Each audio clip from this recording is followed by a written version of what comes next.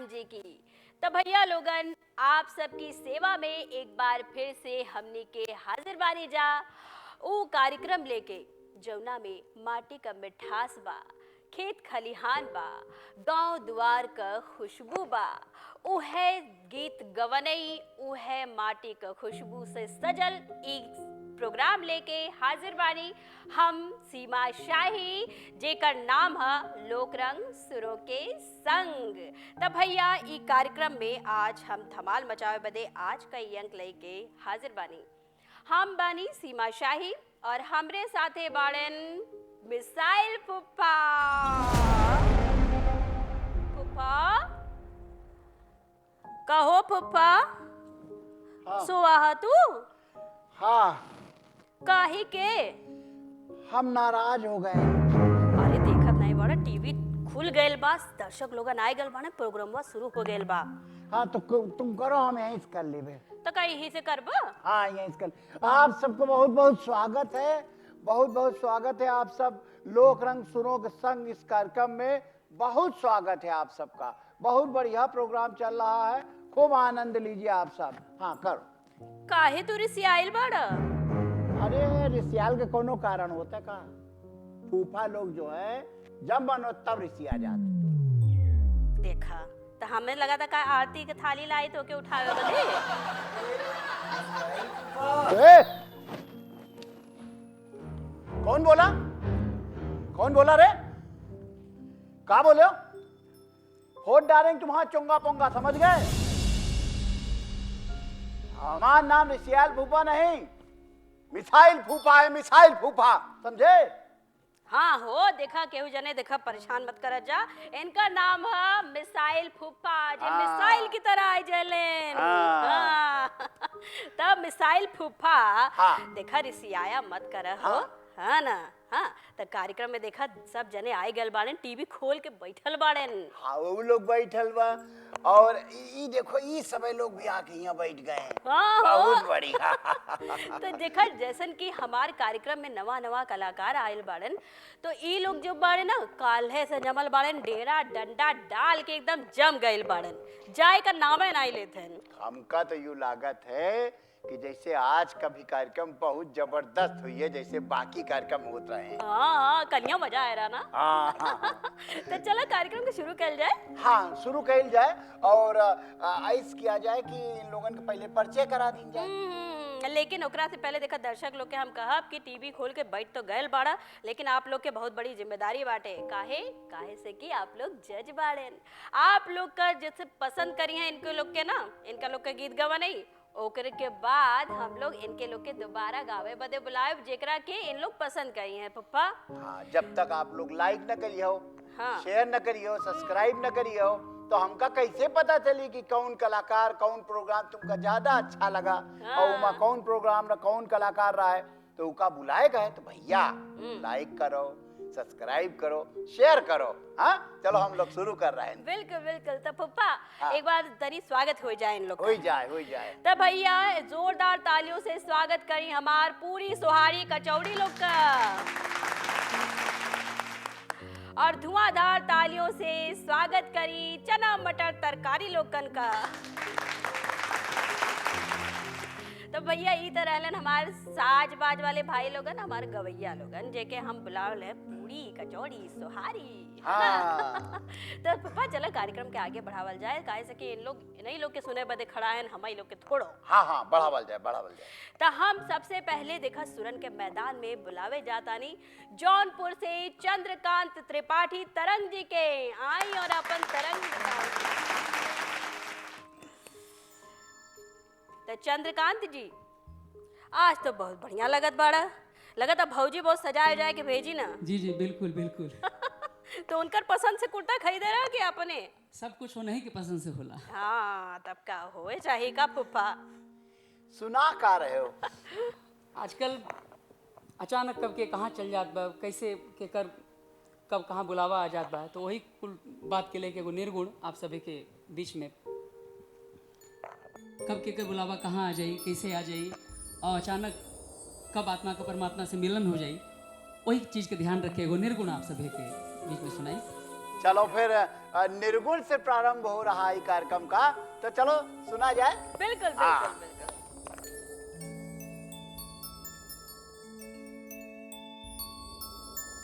हो हो हो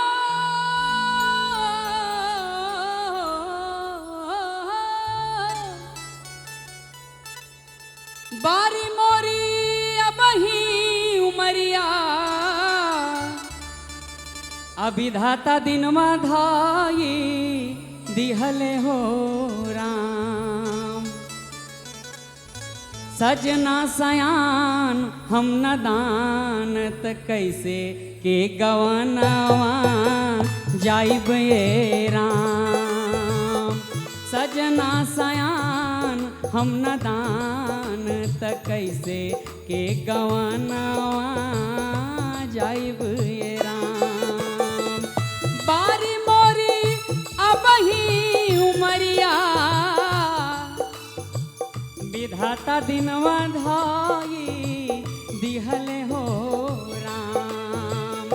सजना सयान हम न दान त कैसे के गवनवा जाइब ये राम।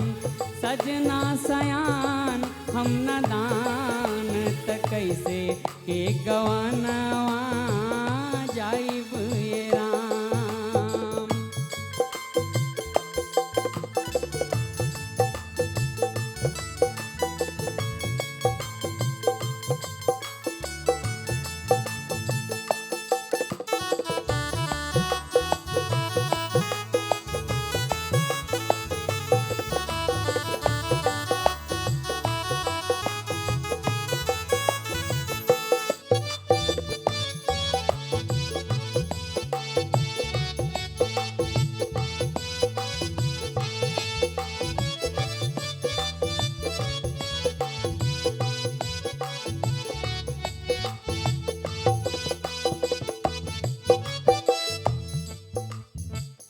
बाबा मोरा ऐसन नीर मोहिया।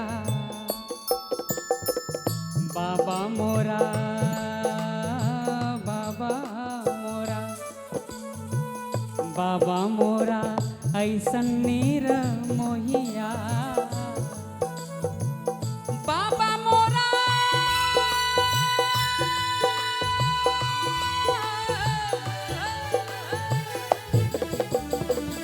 बाबा मोरा ऐसन नीर मोहिया न तनिको बिचारवा कैले राम।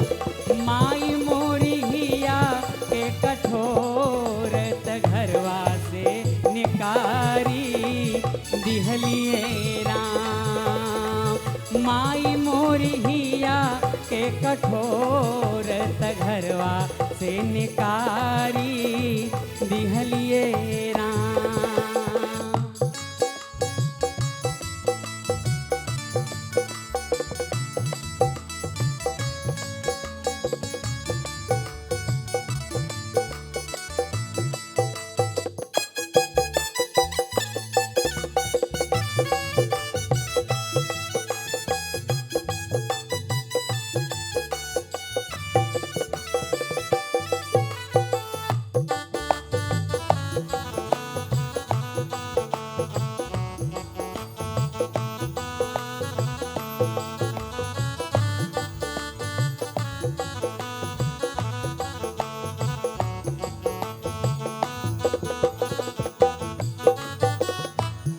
नैहर में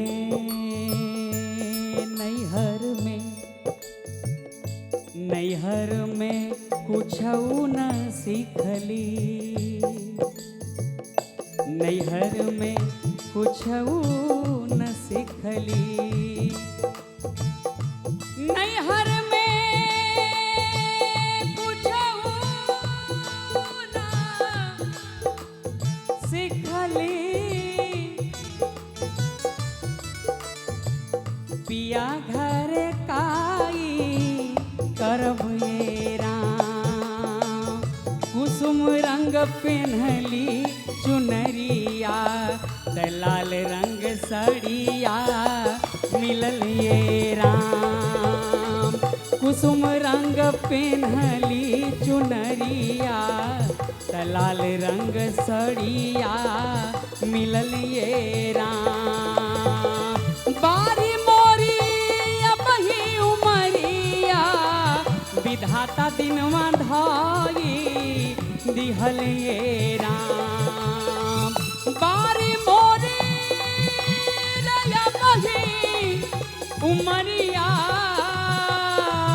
विधाता दिनवा धाई दिहल ये राम। सजना सयान हम न दान त कैसे के गवानवा जाइब ये राम।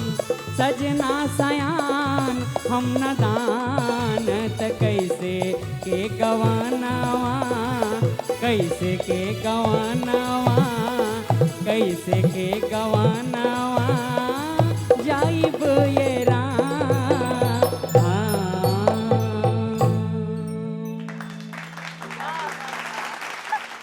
बिल्कुल हिला के धर दिया। बहुत बढ़िया। बहुत बिल्कुल बहुत धन्यवाद आप सभी श्रोता जने के। ऐसे खुल के गावा जाते देख ले, मतलब बिल्कुल तबीयत प्रसन्न हो गई। जो बैठे हैं घर में लोग देखत हैं वो लोग बिल्कुल खुश हो गए हुई है ना। बहुत अच्छा लगल का फूफा। हाँ बिल्कुल, मतलब तान के धर दिया। तबीयत खुल के जब आदमी गावत है तो ऐसे बात निकलत। लेकिन एक बात हमका थोड़ा सा ये बताएं जी कि निर्गुण जो होता है इसका मतलब आप मतलब बता दो। एकर सीधा सा मतलब यह बा कि जे ए धरा पे आइल बा ओकरा के जाइल बा। और निर्गुण में आत्मा के स्त्री रूप में देखल जाला और परमात्मा के पुरुष में। तो ए खातिर जो यहाँ के जो बात होले नैहर में होले और वहाँ जे जाला वो ससुरा कहला ई खातिर निर्गुण होला।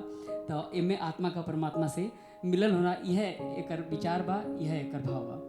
बिल्कुल बिल्कुल, देखा आत्मा से परमात्मा का मिलन, यह बात देखा कितना बढ़िया निर्गुण में बतौलन। बहुत अच्छा लगल भैया। तो एक साथ बहुत बड़े धन्यवाद बहुत बहुत आपके। धन्यवाद। हाँ आप बैठिए। बैठिए भाई। ये जो आप इतना बढ़िया कार्यक्रम देख रहे हो सब लोग बैठ के घर में, तो बहुत आनंद तो आ ही रहा। हाँ, कैसे एक से बढ़कर एक तमाम कलाकार आ रहे हैं। आप आ सकत हो देखो। हाँ, आपो का अगर आए का है गायक, अगर थोड़ा बहुत शौक है, थोड़ा बहुत गला अच्छा है, नीचे जो नंबर चल रहा है ये पर फोन कर डालो। और और बस बात कर लो, देखो बुलावत की नहीं बुला। अच्छा होइयो तो जरूर आइयो, मिसाल फूफा से मुलाकात करे, है ना। और का मिसाल फूफा से मिले के हो और यहाँ गावे के हो तो भैया कांटेक्ट करे जा। तो फूफा अब आगे केकरा के बुलावल जाए? हम बुलाए, देखो आप बुलाओ बा, चलो बुलाओ। लोक रंग सुरों के संग, और इसके अगले पायदान में हम बुलाए रहे हैं।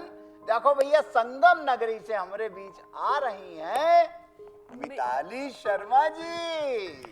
जोरदार ताली बजा दे जा मिताली शर्मा जी बदे। और मिताली जी आज तो एकदम चमकत हो, एकदम बढ़िया लगत हो, मजा आई आज। थैंक यू, बहुत बहुत धन्यवाद। और गीत गौनी कौन से गीत गाऊबू? हाँ, मैं आपको सुना रही हूँ एक गांव के छोरे की गीत, जो कि गांव की बाला सज धज कर जा रही है और वो अपनी माँ से जाकर क्या कह रहा है। वो गांव का छोरा, धानी रे चुनरिया। बिल्कुल बिल्कुल सुनाई, बिल्कुल सुनाई। तो जोरदार ताली बजा दे जा मिताली जी बदे।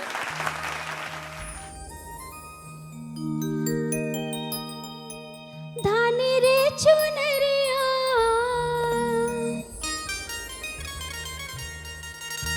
एक गांव का छोरा है, वो गाय चराने जा रहा है और उसे बड़ी ही प्यारी सी गोरी दिख जाती है।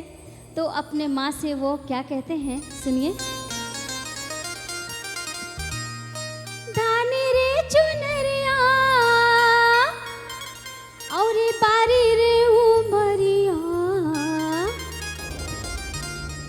गजब कर गई रे हाय ब्रिज की बाला, जुलम कर गई रे हाय ब्रिज की बाला। अरे धानी रे चुनरिया और बारी रे उमरिया, जुलम कर गई रे हाय ब्रिज की बाला, जुलम कर गई रे हाय ब्रिज की बाला।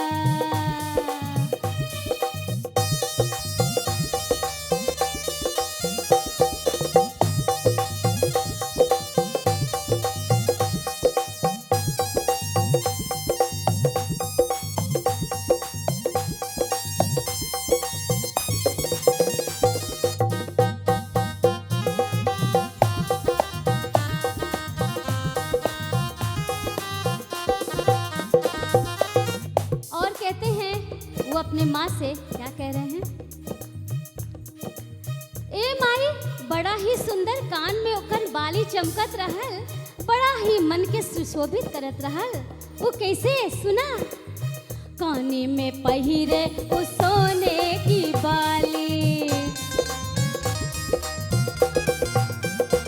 हाँ काने में पहिरे वो सोने की बाली, सोने की बाली, हाँ हाँ सोने की बाली। नाके में ना दुनिया, नाके में ना दुनिया, और कानों में है बाली। गजब कर गई रे हाय ब्रिज की बाला, जुलम कर गई रे हाय ब्रिज की बाला।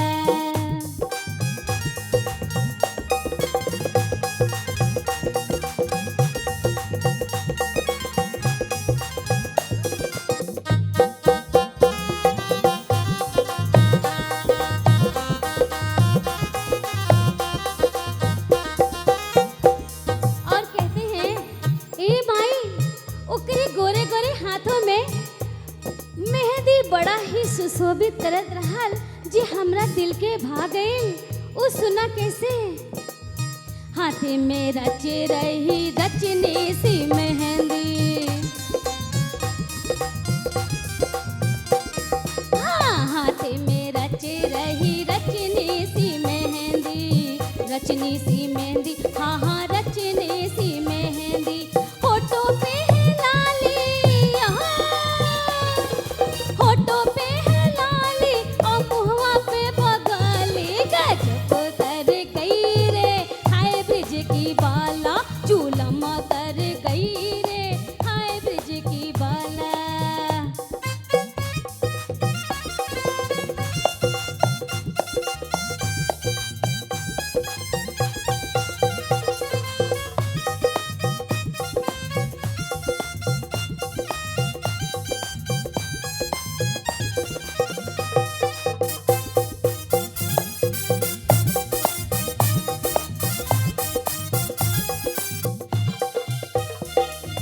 और आखिरी में कहते हैं, ए माई, ओकर सूरत बड़ा ही प्यारी रहल, ओकर प्यारी प्यारी सूरत जे दिल में समाइल बा। अगर जे हमार शादी ओकरा से ना बहिल तो हम जिंदगी भर कुंवारा रह जाइब। प्यारी सी सूरत जे मन में समाइल, हाँ हाँ प्यारी सी सूरत जे मन में समाइल, मन में समाइल, हाँ हाँ दिल में समाइल। पर ना भइल जे शादी, ना भइला जे शादी, रह जाइब हम कंवारा। जुलम कर गई रे हाय ब्रिज की बाला, गजब कर गई रे हाय ब्रिज की बाला। अरे धानी रे चुनरिया और बाली रे उमरिया, गजब कर गई रे हाय ब्रिज की बाला, जुलम कर गई रे हाय ब्रिज की बाला, जुलम कर गई रे हाय ब्रिज की बाला, जुलम कर गई रे हाय ब्रिज की बाला, जुलम कर गई रे हाय ब्रिज की बाला। का बात बा, धन्यवाद। बहुत बढ़िया, बहुत बढ़िया पप्पा, नाचत रहा खूब। हाँ जैसे मतलब सीमा तुम कहती हो ना हाँ। कि गर्दा उड़ा दिए, हाँ। बिल्कुल मतलब बाजा फाड़ दिए, गर्दा उड़ा दिए बिल्कुल, हाँ? बिल्कुल ऐसे तहलका मचा दिए मंच पर। ये बहुत बढ़िया किरदार है ना। और का पप्पा, हम तो पूछे जाते हैं कि बतावा पहुना कभी तोहरे बदे ई गाना गायलन के ना आई? हाँ वो दिन भर गाती है। दिन भर गात रहतन। हाँ। बहुत बढ़िया। तो एक से एक गाना सुने को मिलत होई। हाँ, मिलता जुगलबंदी बढ़िया होत होई। हाँ, बहुत बहुत धन्यवाद मिताली जी। धन्यवाद। बहुत बहुत धन्यवाद, आप बैठी। तो फूफा, हाँ, बतावा। कैसन लगता? अरे बिल्कुल हम कह रहे हैं, बिल्कुल तबीयत खुश हो गए, बिल्कुल हम टन हो गए, बिल्कुल मस्त हो गए, बिल्कुल मतलब हाँ हाँ, गर्दा फैल गए। हाँ। अब तो- चला आगे भी बढ़ल जाए। हाँ बिल्कुल बिल्कुल। अब और को आ रहा। अब आए बारे की अयोध्या से रत्नेश द्विवेदी जी के हम बुलावे चाहते अरे हैं। वाह वाह आए वाह, रत्नेश वाह, जी। वाह, वाह, वाह। सपनेश जी और बताई का सब- हाल चाल बा? सब ठीक है बाटी। सब ठीक बा? जी, जी। आज का लियाल बाड़त दर्शक लोगन बदे? जी, आज कौन गीत लियाल बाड़ा? एक आज मैं किसानी गीत सुनाना चाहूँगा। एक औरत है, वो बहुत ही प्यार से, बहुत ही विनम्र भाव से अपने पति को रोकती है कि आप बाहर मत जाइए कमाने, आप घर पर ही रहिए, खेती करिए और पास में रहिए। बहुत अच्छा भाव है। बिल्कुल बिल्कुल, बहुत बढ़िया भाव बा ना फूफा? जी जी हाँ। जी। सुन लीन जाए इनका सुन भाव, लीन जाए, हाँ? बिल्कुल। जी, चलो जी। आओ सब लोग मिलके सुने, आपा लोग सुनो, हम लोग सुनान, हाँ? बहुत बहुत धन्यवाद। हर पिया माना कहनवा हमार, कमाही घर ही करा।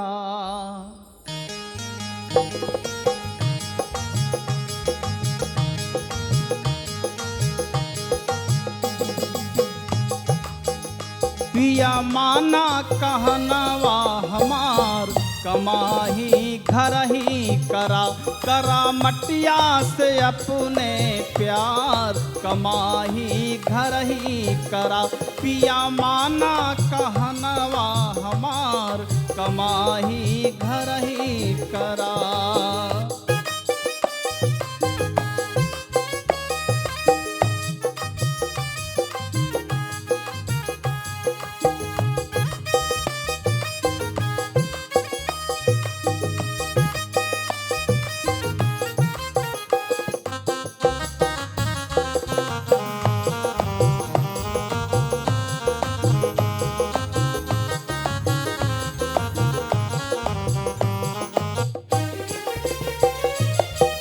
खेतवा में सोना और चांदी उगावा,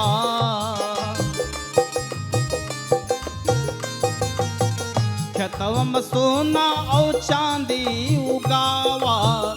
गेहूं धान के खरही लगावा, भरयन धन से कोठरी बखार, कमाही घर ही करा। भरयन धन से कोठरी बखार, कमाही घर ही करा। पिया माना कहनवा हमार, कमाही घर ही करा।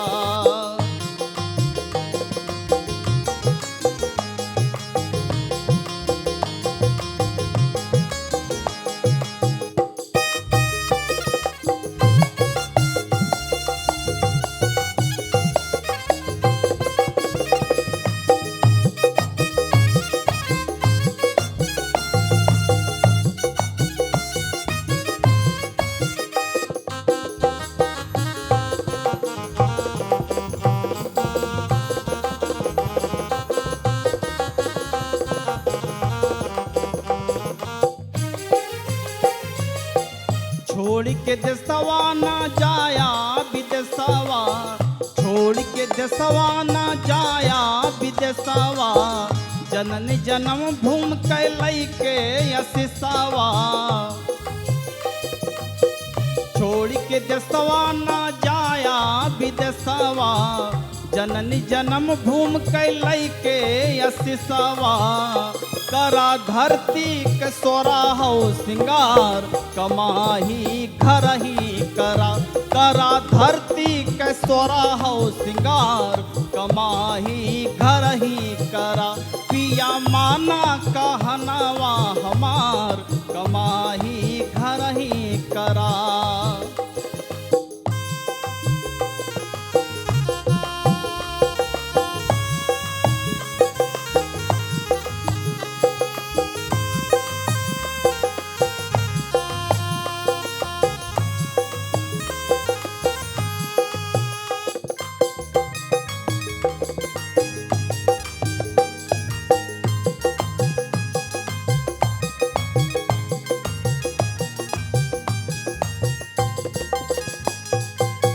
बेटवा बिटिया का जम के पढ़ावा, देशवा का उन्नत के पथ पे चढ़ावा।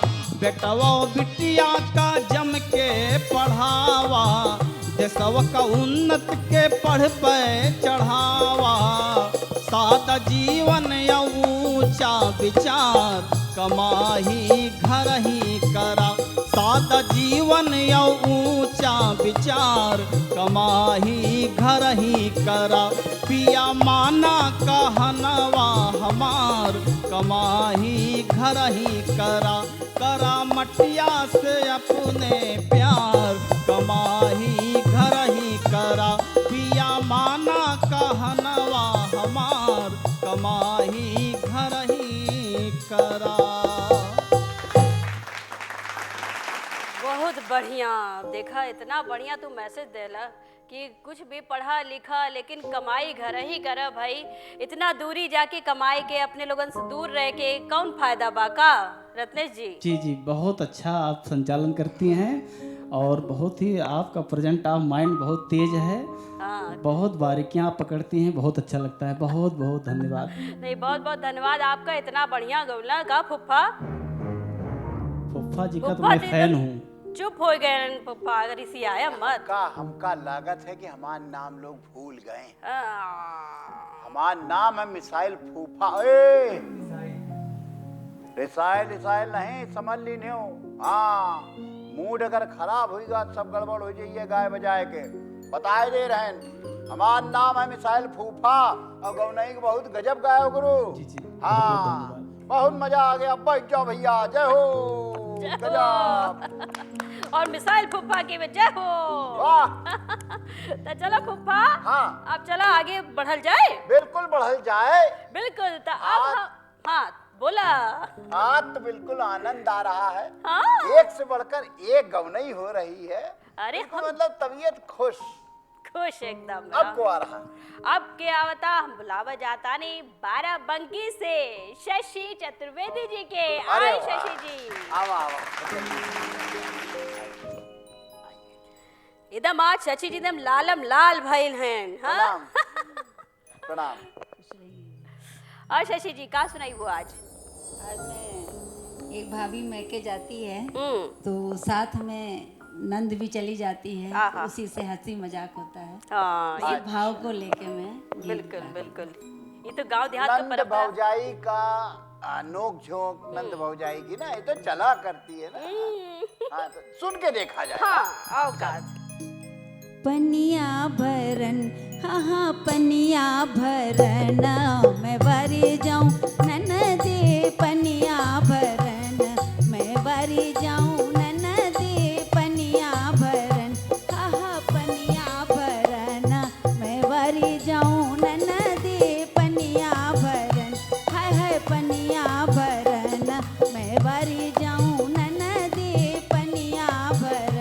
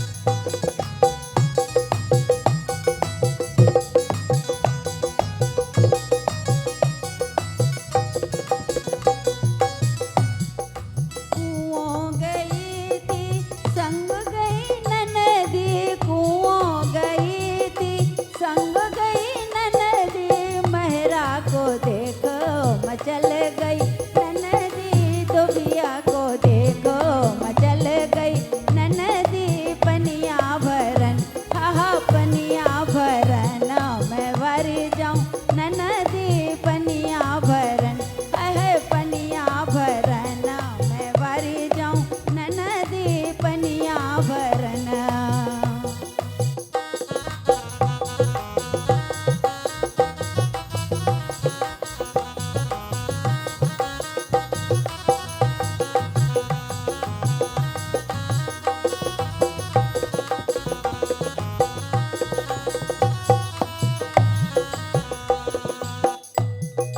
मैं के गई थी संग गई ननदी मैं के गई थी संग गई ननदी अरे मैं के गई थी संग गई ननदी भैया को देखो मचल गई ननदी भैया को देखो मचल गई ननदी भैया को देखो मचल गई ननदी पनिया भरन है पनिया भरन मैं वर जाऊं ननदी पनिया भरन है पनिया भरन मैं वर जाऊं ननदी पनिया भरन है पनिया भरन है पनिया भरन है पनिया भरन। ऐसन पनिया भरू कि मजा आ गई। ई बतावा पनिया भरे हो कि नहीं कबो? भरा है रे, गाँव बस। में गए हैं और भरा है, सब गांव का माहौल देखा है। हाँ, और ये गीत गवने तो शादी में, हर शादी में गावत हो वो। जी जरूर गाते हैं और वहाँ पे हंसी मजाक होता है, सब नंद भौजाई का इसी तरह छेड़छाड़ करते हैं। अरे हम को अपन घर का माहौल याद आ गया ऐसे शादी ब्याह में गवा दे का पप्पा। हाँ, गांव की जो बोली भाषा की जो मिठास है, जो हमारे पारंपरिक गीतन की जो बात है, वो कहूँ और न मिली है।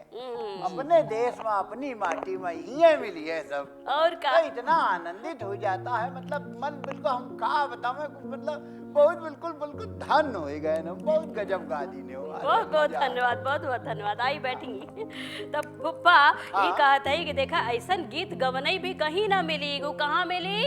लोक रंग सुरों के संग के मंच पर। हाँ, आए का है, हाँ आए का है। तो गाना अच्छा अगर गा ले तो आए के लिए तैयारी कर लियो।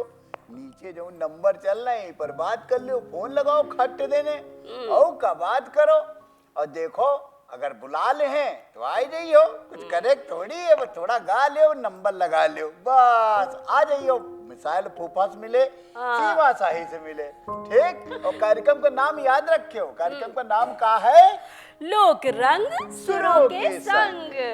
तब फुप्पा चला अब आखिरी अपने गवैया के बुलाए लेवल जाए, जैसे कि बहुत देरी होता ना। बुला लो। तो एक साथ ही चलो जोरदार तालियों से स्वागत करी कुमार मुकेश जी का, जाइल बाड़न बहराइच की धरती से। तो मुकेश जी प्रणाम सबके। नमस्कार नमस्कार। और बताइए का हाल चल बा? बढ़िया बा। तो तनी मुस्कियात कम का, तनी मुस्कियात दिखा दांत बा कि नहीं? तो आज क्या सुनाए वाला बा? आज मैं एक लोकगीत सुनाऊंगा जिसमें आजकल की औरतें जो हैं अपने पतियों पर बहुत शक करती हैं। तो उस पे एक बढ़िया गीत है, वो मैं सुनाऊंगा आपको। बिल्कुल बिल्कुल सुनावा। और सबके अच्छा लागल तो आशीर्वाद दिया हमको। बिल्कुल। तुम्हार शादी हुई गई कि नहीं? अभी तो नहीं हुई, तब ठीक, सुना लो। लेकिन पता लगता है फूफा जी। सुना लो। हमरा के पागल बना गई लबलमू, कि हमरा के पागल बना गई बलमू, आ छोड़ी के ससुरा में चली गई बलमू। कवने सवतिया के छाया पड़ल, कि जाई के बहरा में भूला गईला बलमू। एगो मेहरारू अपने पति के बारे में कहा थी अपना सखी से कि भोली सी सुरतिया पे, भोली सी सुरतिया पे भोली भाली बतिया में पड़ी गईले हो, पिया पड़ी गईले हो, छोड़ी गऊँ लखनऊ पिया चली गइल हो, छोड़ी गऊँ लखनऊ पिया चली गइल हो। भोली सी सुरतिया पे हो, भोली सी सुरतिया पे भोली भाली बतिया पड़ी गइल हो, पिया पड़ी गइल हो। छोड़ी गऊँ लखनऊ पिया चली गइल हो, छोड़ी गऊँ लखनऊ पिया चली गइल हो।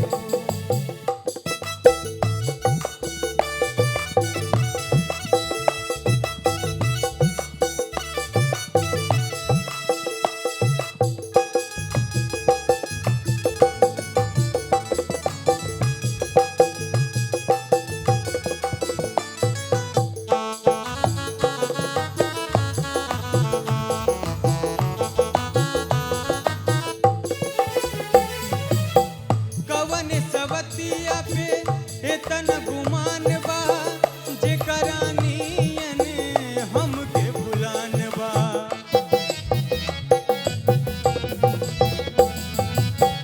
कवन सवतिया पे एतन गुमान बा, जेकरा नियन हमके भुलान बा, जेकरा नियन हमके भुलान बा। सुन बाट चूड़ी कंगना हो, सुन बाट चूड़ी कंगना और हमर से जिया चली गइल हो, पिया चली गइल हो। छोड़ी गऊँ लखनऊ पिया चली गइल हो, छोड़ी गऊँ लखनऊ पिया चली गइल हो।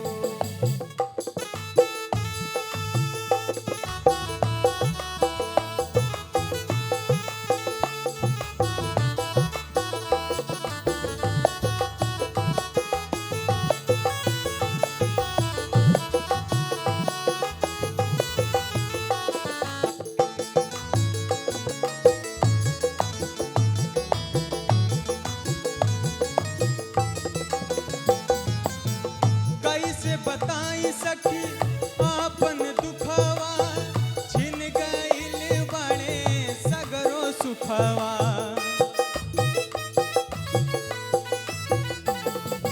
ओ कैसे बताई सखी आपन दुखवा, छिन गइल बड़े सगरो सुखवा, छिन गइल बड़े सगरो सुखवा।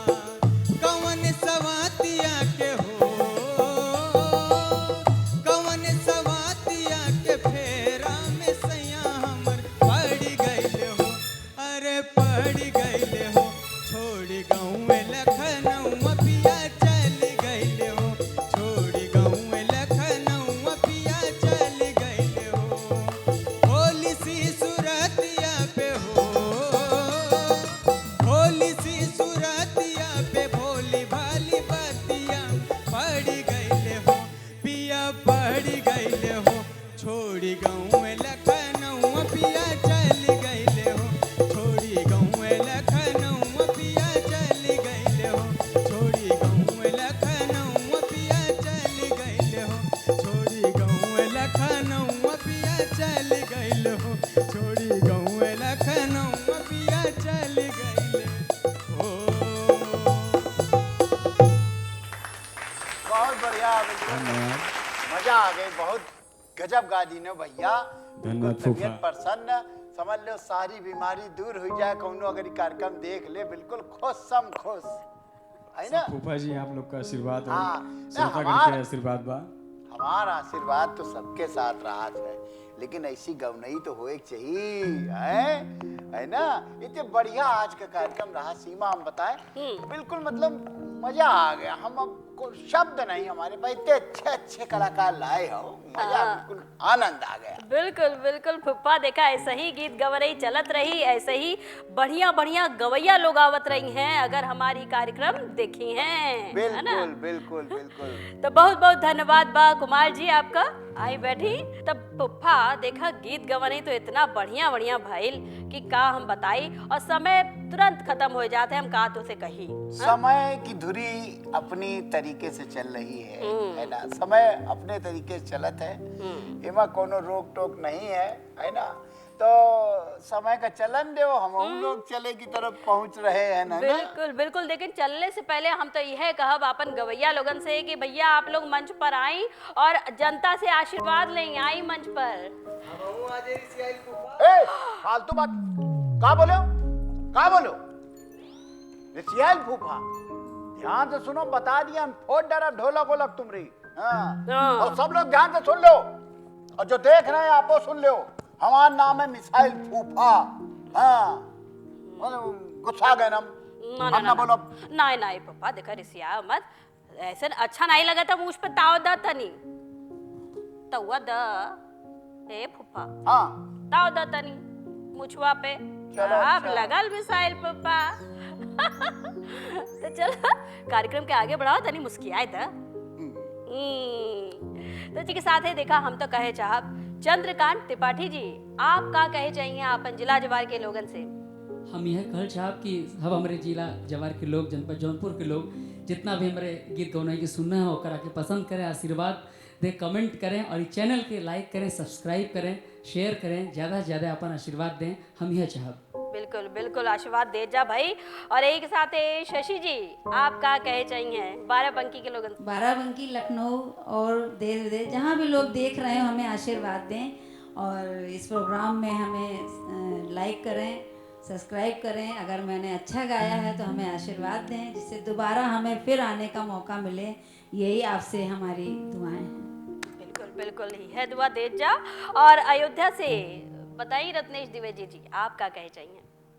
मैं भी यही कहना चाहूँगा, मर्यादा पुरुषोत्तम भगवान श्री रामचंद्र के पावन धरती के सम्मानित लोगों से कि यदि मेरा गीत अच्छा लगा हो तो आप सब गाने को लाइक करें, चैनल को सब्सक्राइब करें, कमेंट करें, जिससे मुझे इस ऐतिहासिक चैनल पर फिर दोबारा गीत गाने का अवसर, शुभ अवसर प्राप्त हो। धन्यवाद।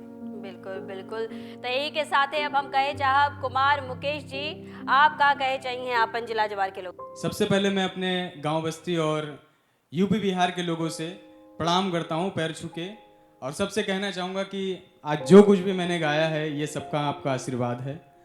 तो यही मैं कहूँगा कि दूरदर्शन चैनल के सबको सब्सक्राइब करिए, लाइक करिए, शेयर करिए, और आप लोग का प्यार ही है जो मैं यहाँ पे खड़ा हूँ। तो आप लोग प्यार बनाए रहिए, जिससे मैं दोबारा फिर इस चैनल पे गाने का मुझे मौका मिले। धन्यवाद। बिल्कुल बिल्कुल, बहुत बहुत धन्यवाद। एक के साथ है मिताली शर्मा जी, आप का कहे चाहिए प्रयागराज के लोगन से?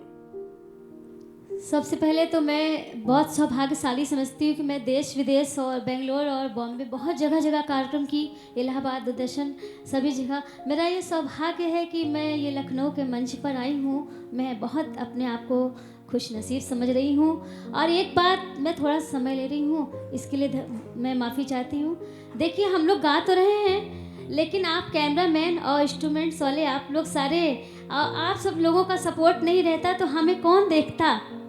इसलिए आप सभी का मैं तहे दिल से शुक्रिया करती हूँ। और अगर मेरा आज का ये परफॉर्मेंस अच्छा लगा हो, इस काबिल आप मुझे समझते हैं, तो आप मुझे आशीर्वाद और प्रोत्साहन करिए और लाइक एंड सब्सक्राइब करिए। धन्यवाद। बिल्कुल बिल्कुल, बहुत बहुत धन्यवाद।